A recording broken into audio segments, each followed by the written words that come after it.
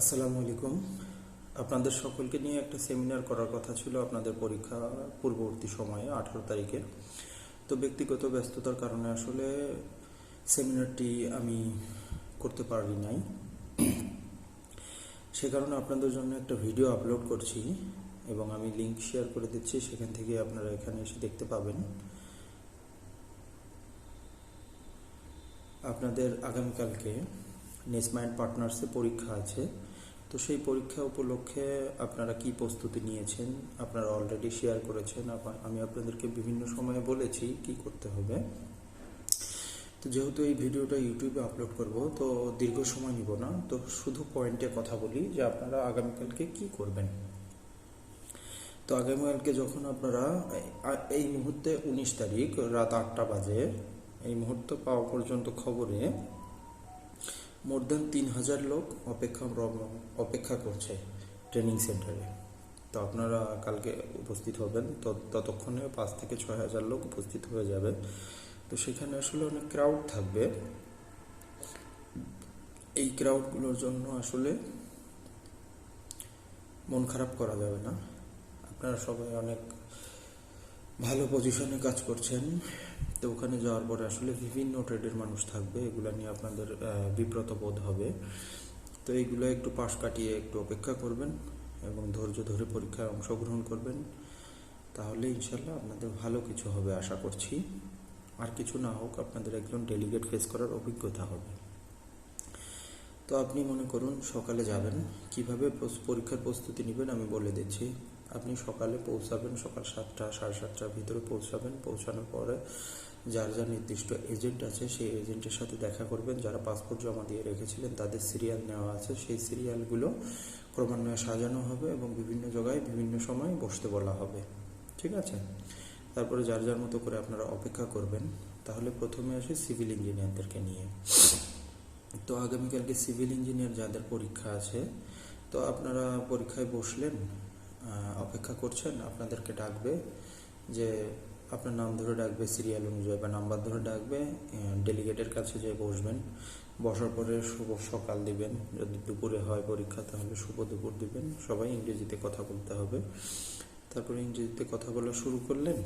Unnecessary কথা বলা যাবে না, শুধু সোজা পয়েন্টে কথা বলতে হবে। আপনাকে যদি জিজ্ঞেস করে ভালো আছেন, আপনি জিজ্ঞেস করবেন জি আমি ভালো আছি।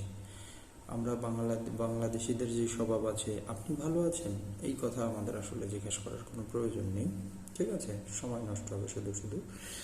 তারপর আপনাকে যে ধরনের প্রশ্ন করা শুরু করবে, সহজ থেকে কঠিনের দিকে যাবে, সেই প্রশ্নগুলো উত্তর দিতে হবে। এবং এই উত্তর দেওয়ার জন্য, চিন্তা করার জন্য আসলে খুব কম সময় পাবেন আপনি ভাবার জন্য। আর ইংরেজিতে কথা বলার সময়, ইংরেজি যেহেতু আমাদের মাতৃভাষা নয়, যার কারণে আমাদের একটু ইয়েস এরকম কিছু অ্যাকসেন্ট চলে আসতে পারে। যতদূর সম্ভব অ্যাভয়েড করতে হবে আমাদের জন্য এই অ্যাকসেন্টগুলো না আসে। এদিকে অবশ্যই লক্ষ্য রাখতে হবে সকলকে, ঠিক আছে? তারপর প্রশ্ন করা শুরু করবে সিভিল ইঞ্জিনিয়ার যারা আছেন। আপনাদের ফাউন্ডেশন থেকে একবারে টপ স্ল্যাব পর্যন্ত একটা 10তলা বিল্ডিং হতে পারে, 5তলা বিল্ডিং হতে পারে, 2তলা বিল্ডিং হতে পারে। যত ফিটিংস আছে, যত আইটেম আছে, যত কনস্ট্রাকশনের কাজ আছে, এই সকল প্রশ্ন আপনাদেরকে করা হবে। তারপর আপনারা এই ধরনের প্রশ্নের উত্তর দেবেন। টাইলসের প্রশ্ন করবে, বিভিন্ন প্লাম্বিং ফিটিংস নিয়ে প্রশ্ন করবে, ঠিক আছে? আপনাকে বলতে পারে যে একটা রুম আছে, রুমের মাপ বলে দিল এবং টাইলসের মাপ বলে দিল। বলবে যে এই টাইলসটা এই রুমের কোন অংশ থেকে শুরু করলে কর্নারে যে কাট পিস হবে না, ঠিক আছে? অথবা কর্নারে কাট পিস হবে, মাঝখানে হবে না। টাইলসের একটা টাইলস আর একটা টাইলসের মাঝখানের যে জায়গা, এই যে গ্রুপ আছে, এই গ্রুপ ওয়াল টাইলস এবং ফ্লোর টাইলস, এই গ্রুপ একসাথে মিলিয়ে লাগাতে হবে, এই ধরনের কোশ্চেন করবে। তারপরে ফর্মওয়ার্ক নিয়ে অনেক কোশ্চেন করবে, বিভিন্ন রকমের ক্রিটিক্যাল কোশ্চেন। তো যদি বলে যে এই ফর্মওয়ার্ক এত 5 মিটার লম্বা আছে একটা কলামে, তো আর আপনার কাছে 3 মিটারের একটা নজেল আছে, তাহলে আপনি কিভাবে কংক্রিট করবেন নিচে পর্যন্ত? হ্যাঁ, তখন আপনি বলবেন যে আমি আসলে 2 মিটার হাইটে বা 3 মিটার হাইটে আমি একটা বক্স ওপেন করে নিব, ঠিক আছে? বক্স ওপেন করে নেব, সেই বক্স দিয়ে নজল প্রবেশ করাবো। তারপরে ভাইব্রেশন দিয়ে রিকোয়ার্ড লেভেলে ভাইব্রেশন হয়ে গেলে তারপরে ওই বক্সটা ক্লোজ করে দিয়ে তারপরে আবার শুরু করবেন উপর থেকে শুরু করবেন কংক্রিটিং। হ্যাঁ, এটা একটা সুন্দর অ্যান্সার হতে পারে। আরও অনেক যুক্তি আপনাদের কাছে থাকতে পারে, আমি যেটা দিয়েছি আপনারা ট্রাই করবেন এটাই বলার। হ্যাঁ, তারপরে আরও যখন প্রশ্ন করবে টাইলস নিয়ে, মর্টার নিয়ে, কংক্রিট নিয়ে, কত গ্রেডের কংক্রিট ব্যবহার হয়, ঠিক আছে। তো এক এক দেশে গ্রেড এক এক রকম থাকে, কোথাও C30 বলা হয় সেটাকে, আবার কোথাও B35 বলা হয়, ঠিক আছে। তো এই কোশ্চেনগুলো টেকনিক্যালি উত্তর দেবেন PSI দিয়ে। হ্যাঁ, ফাউন্ডেশনের জন্য এত PSI, তাই PSI থেকে এত PSI এর কংক্রিট ব্যবহার হয়, পিসির জন্য এরকম ব্যবহার হয়, স্ল্যাবের জন্য এরকম ব্যবহার হয়, যেটা আপনারা জানেন সেটা বলবেন। আর অনেক উত্তরই দেখা যাবে যে পারবেন না, অনেক বছর ধরে ইন্টারভিউ দেন না, তো অনেক উত্তর না পারলে সেটা কনফিডেন্টলি বলবেন যে আসলে এই উত্তরটা আমার জানা নেই, অথবা এটা আমার মনে পড়ছে না, ঠিক আছে। তো বারবার কয়েকটা কোশ্চেন যদি বারবারই বলি যে মনে পড়ছে না, তাহলে তো আমি আসলে মানসিকভাবে দুর্বল একজন মানুষ, তাই না, যে আমার কিছু মনে থাকে না তেমন। তো এই দিকে নজর রাখতে হবে যে বারবার একই রকমের উত্তর দেওয়া যাবে না। তো এই ধরনের। তারপরে স্যালারি নেগোসিয়েশন কেমন হতে পারে, যখন আপনি দেখবেন যে 20 মিনিট আপনার ইন্টারভিউ হয়েছে, তাহলে বুঝতে পারবেন যে আপনাকে তার পছন্দ হয়েছে, ঠিক আছে। আধা ঘন্টা হতে পারে ইন্টারভিউ, আবার কেউ 2 মিনিটও টিকবে না, এমনও হবে, ঠিক আছে। হুম, তো সেই হিসাব করে আপনাকে ট্রাই করতে হবে। স্যালারির সময় আপনি বলবেন যে, বা আপনাকে কোশ্চেন করলো যে আপনি আসলে কেন যেতে চান বাহিরে, বা এই জবটাই কেন লাগবে, তখন আপনি বলবেন যে আমাদের দেশের আনস্টেবল পলিটিক্স ইস্যু আছে, আমাদের গভর্নমেন্ট ফল করেছে অলরেডি, তো যার কারণে আমাদের ইকোনমি ফল করতেছে ডে বাই ডে। হ্যাঁ, তো আমার ফ্যামিলি সিকিউরিটির কারণে আমি আসলে বাহিরে যেতে চাই, আমি আর্ন করে তোমাদের দেশ থেকে ভালো কিছু টাকা আর্ন করে আমার ফ্যামিলিকে ভালো রাখতে চাই। সবসময় এই ব্যাপারগুলো মাথায় রাখবেন, ঠিক আছে। তো এইভাবে উপস্থাপন করবেন এবং বলবেন যে দেখো, আমি তোমাদের দেশে যাব কাজ করার জন্য সবাইকে ছেড়ে, তাহলে তুমি আমার এই ধরনের 10 বছর বা 15 বছরের অভিজ্ঞতা আছে, তাহলে তুমি আমার এই অভিজ্ঞতাকে অনার করে তোমার আসলে কি মনে হয় আমার জন্য বেটার, যেটা আমি চাই যে তুমি সেই বেটারটা আমাকে দাও। নিজের তরফ থেকে আসলে না চাওয়াই ভালো, এই ব্যাপারগুলো লক্ষ্য রাখবেন, ঠিক আছে। আর প্রশ্ন সিভিল ইঞ্জিনিয়ারিং উপর এই ধরনের প্রশ্নই হবে, খুঁটিনাটি যা আছে সবই হবে, ঠিক আছে, সব প্রশ্ন করবে। তো ইংলিশে সুন্দর সাবলীলভাবে উত্তর দেবেন, কনফিডেন্ট থাকবেন। কথাবার্তায় যারা কনফিডেন্ট শুধুমাত্র তাদেরকেই পছন্দ করে ডেলিগেট। আরও একটা ব্যাপার বলে দিই, যেটা ডেলিগেট প্রশ্ন করেছে তার মানে এটার উত্তর আছে, তো কোনো নেগেটিভ কিছু ভাববেন না, অবশ্যই পজিটিভ উত্তর দেবেন। যেটা আপনি সারা জীবনে শোনেন নাই বা এরকম দেখেন নাই, শুনেছেন কিন্তু কখনো এরকম দেখেন নাই, যে এমন হয় না, ঠিক আছে। কিন্তু আপনাকে ভাবতে হবে না, যেহেতু ডেলিগেট প্রশ্ন করেছে তাহলে এটার পজিটিভ উত্তর দিতে হবে, তার মানে এমন হয়।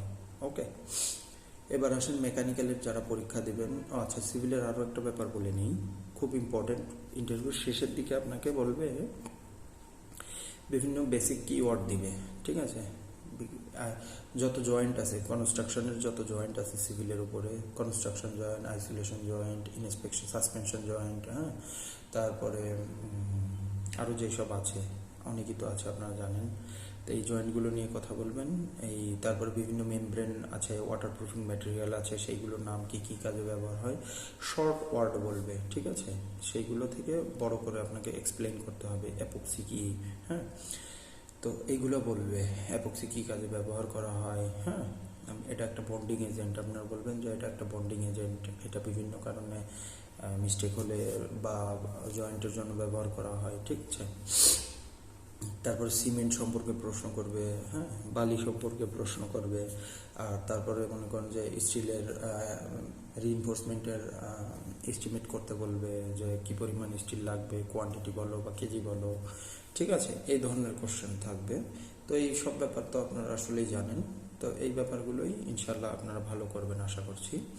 এবার আসুন মেকানিক্যাল নিয়ে কথা বলি। মেকানিক্যালের যারা পরীক্ষা দিবেন তাদেরকে ওয়েল্ডিং নিয়ে খুব পরিমাণে প্রশ্ন করবে। ওয়েল্ডিংয়ের যত জয়েন্ট আছে, ওয়েল্ডিংয়ের যে ক্রাইটেরিয়াগুলো আছে এইগুলো আপনারা জানবেন। পাইপের যত পাইপলাইনের কাজ আছে, পাইপলাইনের জয়েন্ট, কত ধরনের জয়েন্ট হতে পারে, জয়েন্টগুলোতে কী কী সমস্যা হতে পারে, বা জয়েন্টগুলো কী কী পদ্ধতিতে করা যায়, কী কী ইকুইপমেন্ট ব্যবহার করা হয় এই জয়েন্টগুলো করার জন্য, ঠিক আছে। তো তারপরে ওয়েল্ডিং নিয়ে খুব প্রশ্ন করবে। ওয়েল্ডিংয়ের আসলে ওয়েল্ডিং যে ইলেকট্রোড আছে, এই ইলেকট্রোড সম্পর্কে জানতে চাইবে। যত ডিটেলস আছে আসলে খুব ইনিশিয়াল লেভেলের অনেক কোশ্চেন করবে। যারা আপনারা এখন সিনিয়র লেভেলে জব করছেন, ক্যারিয়ারের মিড লেভেলে আছেন, তাদেরকে ইনিশিয়াল লেভেলে প্রশ্ন করা হবে। হ্যাঁ, তো ইনিশিয়াল লেভেলের প্রশ্নগুলোই আপনার জন্য কঠিন হবে, ঠিক আছে? কারণ আপনি এখন অনেক সিনিয়র হয়ে গেছেন, ইনিশিয়াল লেভেলের কোনো কাজ আপনার হয়তো দেখতে হয় না, কিন্তু ইনিশিয়াল লেভেলের অনেক কোশ্চেন করা হবে, এই দিকে নজর রাখতে হবে, ঠিক আছে? যারা চিল্ড ওয়াটার পাইপ লাইনে কাজ করেছেন সেটা এক্সপ্লেন করবেন, যারা পিভিসি পাইপ নিয়ে কাজ করেছেন তারা এক্সপ্লেন করবেন, মেকানিক্যাল আই বিম, এইচ বিম যেইগুলো আছে এইগুলোর কিওয়ার্ড সম্পর্কে জিজ্ঞেস করবে, ছোট ছোট আপনাদের যে মেকানিক্যালের কিওয়ার্ড আছে বিভিন্ন ধরনের, সেই জিনিসগুলো নিয়ে কোশ্চেন করবে লাস্টের দিকে, ঠিক আছে? তো প্রথম 2 মিনিট আপনাদের করণীয় থাকবে যে প্রথম 2 মিনিটে আপনি ইমপ্রেস করে ফেলবেন তাকে, যে হ্যাঁ এই ইন্টারেস্টিং, আপনার সাথে যেন মনে হয় যে ইন্টারেস্টিং, কথা বলে সে মজা পাচ্ছে। হ্যাঁ, তো এরকম করে ইন্টারভিউ যদি শুরু করেন তাহলে দেখবেন যে আপনি সামনের দিকে আগায় যাচ্ছেন, 10, 15, 20 মিনিট যাচ্ছে। হ্যাঁ, আর 15 থেকে 20 মিনিট যার ইন্টারভিউ হবে না তার জন্য আসলে টেকা অনেক মুশকিল, যেহেতু আপনারা ম্যাক্সিমামই বিদেশে যান নাই একবারও।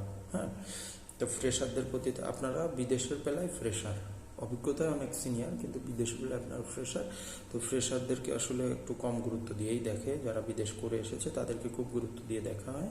তো যেহেতু আপনি ফ্রেশার বিদেশের জন্য, তাও আপনাকে খুব ইমপ্রেস করে কথা বলতে হবে প্রথম 2 মিনিট। হ্যাঁ, তো মেকানিক্যালদের জন্য, ইলেকট্রিক্যালদের জন্য আপনাদের আচ্ছা, মেকানিক্যালদের পাইপ লেইংয়ের যে ব্যাপারগুলো আছে, কতটুকু মাটির নিচে দিয়ে যেতে পারে, কতটুকু নিচে দিয়ে যায়, তারপরে আপনাদের আরটিআর টেস্ট আছে, যত ধরনের প্রেশার টেস্ট আছে। তো এই ব্যাপারগুলো আপনাদের বেলায় থাকবে, ঠিক আছে? এবার আসুন ইলেকট্রিক্যাল ইঞ্জিনিয়ার বা ইলেকট্রিক্যাল রিলেটেড যারা ফোরম্যান, সুপারভাইজার বিভিন্ন ট্রেডে পরীক্ষা দিচ্ছেন তাদের জন্য প্রশ্ন প্যাটার্ন সাধারণত একই রকম থাকবে। হ্যাঁ, তো কেমন হবে, ইলেকট্রিক্যাল ট্রান্সফরমার নিয়ে, ইঞ্জিনিয়ার যারা আছেন তাদের ট্রান্সফরমার নিয়ে কোশ্চেন হবে, 11 কেভি লাইন নিয়ে প্রশ্ন হবে, 33 কেভি লাইন নিয়ে প্রশ্ন হবে, ঠিক আছে? যত হেভি কাজ আছে ইলেকট্রিক্যালের, ইঞ্জিনিয়ারে যারা যাবেন তাদের এই ধরনের প্রশ্ন হবে। এবং খুঁটিনাটি বিভিন্ন প্রশ্ন হবে, ক্যাবেল লাইন করা, কতটুকু গভীর দিয়ে ক্যাবেল নিতে হয়, সেফটি প্রিকশন কি, ঠিক আছে? এই যে যে ব্যাপারগুলো আছে, জয়েন্ট করা, ঠিক আছে? হঠাৎ করে 32,000 লাইন আপনার কোনো কারণে এক্সকেভেটর কেটে গিয়েছে, দুর্ঘটনা কেমন ঘটতে পারে? তো এই মুহূর্তে করণীয় কি? 11,000 লাইন কেটে গিয়েছে বা একটা টাওয়ার কারেন্ট চলছে 440 লাইনে, হঠাৎ করে এক্সকেভেটর বা কোনো একটা এক্সকেভেশনের সময় কেটে গিয়েছে, তাহলে এটার প্রিকশন কি, কত দ্রুত এটা সারা যাবে, কিভাবে সারা যাবে? তো এই ব্যাপারগুলো, তো সাডেনলি অনেক হেভি ক্যাবেল কেটে গিয়েছে, সেই ক্যাবেল আসলে কিভাবে জয়েন করতে হয়, ঠিক আছে? আপনি এর আগে জয়েন করেছেন কিনা, কিভাবে জয়েন করেছেন, এই ব্যাপারগুলো কোশ্চেনে থাকবে, ঠিক আছে? ইনিশিয়াল লেভেলের অনেক ব্যাপার থাকবে। তারপরে রিমার্ক যে ব্যাপার থাকে, যে মাটির নিচে দিয়ে যাচ্ছে লাইন, তাহলে এর উপরে যে কশন টেপ দেওয়া হয়, কতটুকু উপরে কশন টেপ দেওয়া হয়, বালি কেন দেওয়া হয়, কি কালারের বালি ইউজ করা উচিত, ঠিক আছে? এই ধরনের প্রশ্ন করা হবে, কোন কোন ধরনের হ্যাজার্ডের জন্য কোন ধরনের কালার টেপ ব্যবহার করা হয়, ঠিক আছে? এই যে কশন টেপ যে মাটির নিচে থাকবে, হ্যাঁ, আপনার ক্যাবেলের থেকে কতটুকু উপরে থাকবে, তারপরে বিভিন্ন ধরনের টাইলস ব্যবহার করে, এই টাইলসগুলো কেন ব্যবহার করা হয়, কিভাবে ব্যবহার করা হয়, টালিগুলো যে ক্যাবেলের উপরে লেইন করা হয়, হ্যাঁ, তো এইগুলো কোশ্চেনে থাকবে, এইগুলো অবশ্যই জানতে হবে, ঠিক আছে?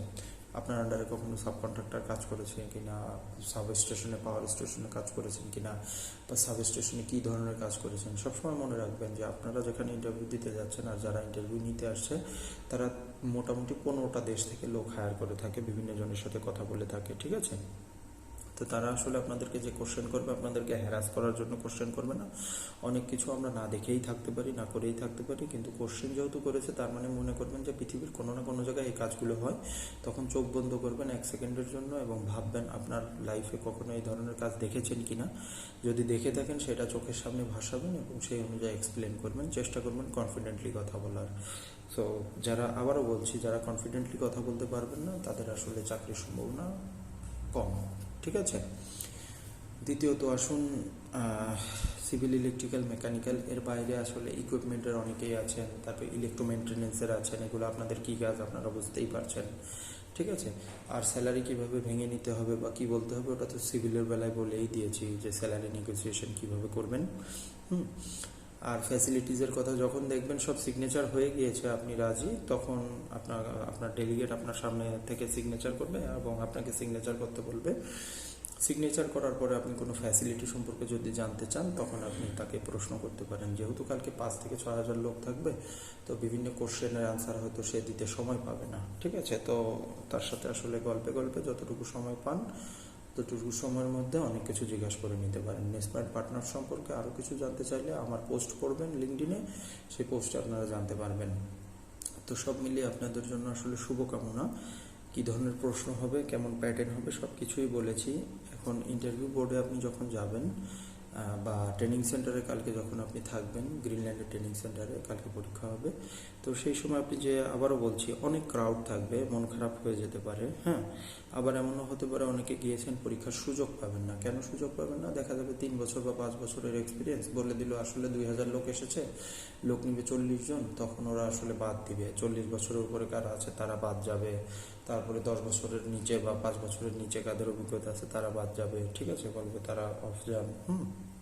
তো আপনারা যে যে যে যে এজেন্টের সাথে যোগাযোগ করে গিয়েছেন, তখন সেই এজেন্ট থাকবে সেখানে, তার সাথে কথা বলবেন। বাদ দেওয়ার পরে সে ট্রাই করবে বিভিন্নভাবে কোনোভাবে কিছু করা যায় কিনা, হ্যাঁ, পরীক্ষা দেওয়ায় অংশগ্রহণ করা যায় কিনা। তো 3 দিন ধরে পরীক্ষা চলবে, সবথেকে ভালো হয় প্রথম দিন যারা অংশগ্রহণ করবেন তাদের জন্যই আসলে বেটার হবে। তো সব মিলিয়ে 16 মিনিট হয়ে গেছে, ভিডিওটা ইউটিউবে আপলোড করতে হবে। আশা করছি আপনারা, আমি লিঙ্ক দিয়ে দিব, সেখান থেকে দেখবেন এবং এই অনুযায়ী আপনারা কথা বলার চেষ্টা করবেন। এবং গুগল থেকে কিছু কিওয়ার্ড আছে, সেই যার যার ডিপার্টমেন্ট থেকে যে কিওয়ার্ডগুলো আছে, হ্যাঁ, সেই কিওয়ার্ডগুলো দেখে নেবেন। এবং আমি আশা করছি আপনাদের পরীক্ষা সুন্দর হোক, আপনাদের সুন্দর একটা কেরিয়ার হোক বিদেশের। যারা চান্স পাবেন কালকে, যারা চান্স পাবেন না হতাশ হবেন না। 2 থেকে 3টা ডেলিগেট ইন্টারভিউ ফেস করতে পারলে চতুর্থবারে চাকরি হয়ে যায় বা তৃতীয়বারে চাকরি হয়ে যায়। যারা নেসমায় যেতে আগ্রহী তাদের জন্য রেগুলার সার্কুলার হচ্ছে। আবার মার্চ মাসের 24 তারিখে একটা সার্কুলার দেখেছি, সেটা আমি শেয়ার করব। ম্যাক্সিমাম মেকানিক্যালের সেটাও ইকুইপমেন্টের আছে। তো আপনাদের জন্য শুভকামনা, সবাই ভালো থাকবেন। আল্লাহ হাফেজ, আসসালামু আলাইকুম।